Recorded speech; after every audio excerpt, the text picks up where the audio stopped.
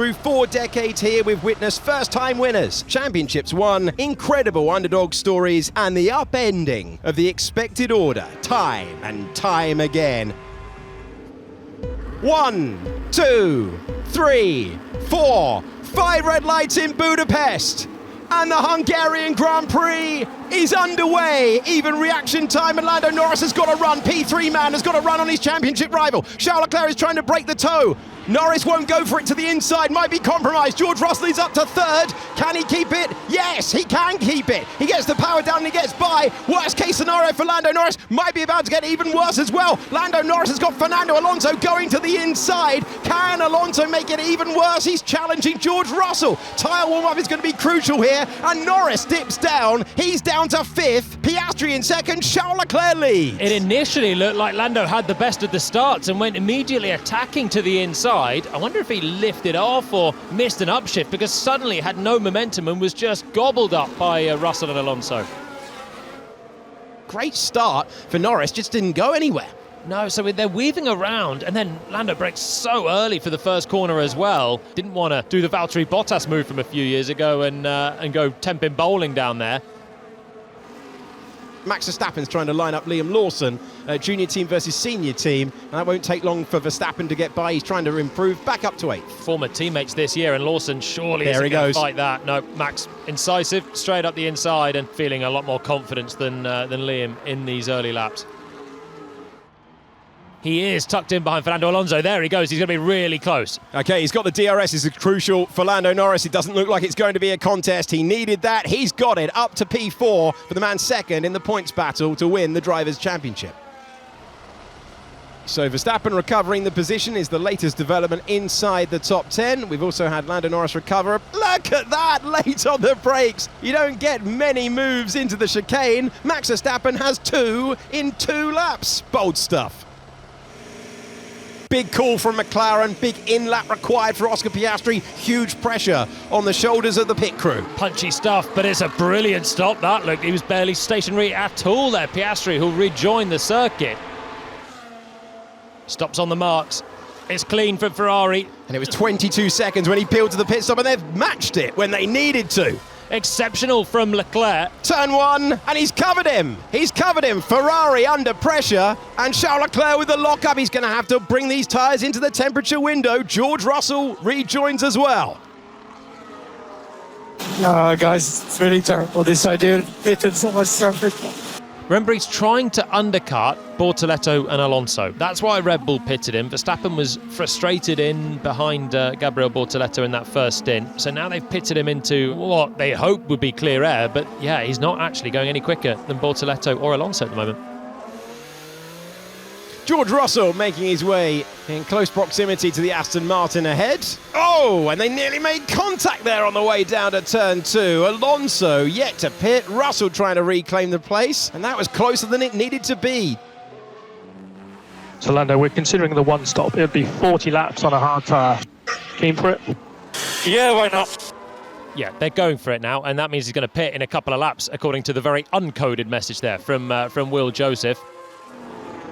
Max Verstappen trying to get past Lewis Hamilton, and in the battle for the net race lead, you're looking at the battery deployment on the right-hand side of your picture. Leclerc up against Oscar Piastri, and Max Verstappen's got the inside line! My word, that is a fast corner to try that move! Hamilton goes off the road, Verstappen gains the place, and that could have been even more spectacular than it was. This is enormous speed. Max Verstappen risking it to the inside. That is crazy close for a corner of that speed. Lighting it up as he comes in, he hits his marks. Every second is going to be useful here. Brilliant standard in the pit lane today between McLaren and Ferrari. Box to overtake this lap, box to overtake Leclerc. And he does the opposite of the man coming into the pits, who is Charles Leclerc in the Scarlet Ferrari. So Ferrari react. They take the bait from McLaren. Is it going to be as good a stop? It certainly is. That is a well-oiled machine now down in the garage. So Oscar, Leclerc is going to be 4 or 5 seconds ahead of our pit window. I don't really care about Leclerc. I just want the best chance to try and beat Lando. Whoa, that's late on the brakes of Kimi Antonelli, and he gets past Carlos Sainz. Piastri's in. Piastri comes in, doesn't care about the Ferrari, he cares about Lando Norris. He leaves the pits, and the gap is 12 seconds between the top two in the World Championship. Piastri's on fire here, he's screaming up to the back of the Ferrari. Can he get by? And how quickly can he get by? It's a great run here. He's got so much more grip out of the 14th and final corner. The Australian driver trying to dive past Charles Leclerc, who hugs the inside line, and Piastri will just try and turn it into a grip battle. He's got more of it. He's got more speed. He absolutely sails by. It's going to be another McLaren 1-2. The Ferrari couldn't fight. This is so incredibly frustrating. We've lost all competitiveness. You just have to listen to me. I would have found a different way of managing those issues. Now it's just undrivable. It's a miracle if we finish on the podium. How far does that radio message go? All the way off the screen. Russell.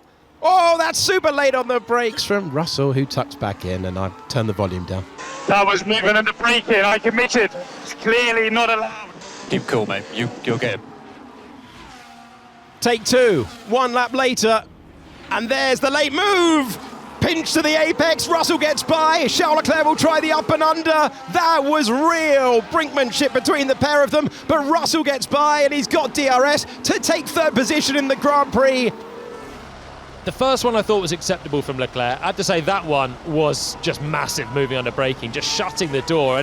And Russell is committed at this point, and it's difficult to change your line because you're on the limit of grip. That's a penalty. Tied it on me. You were braking.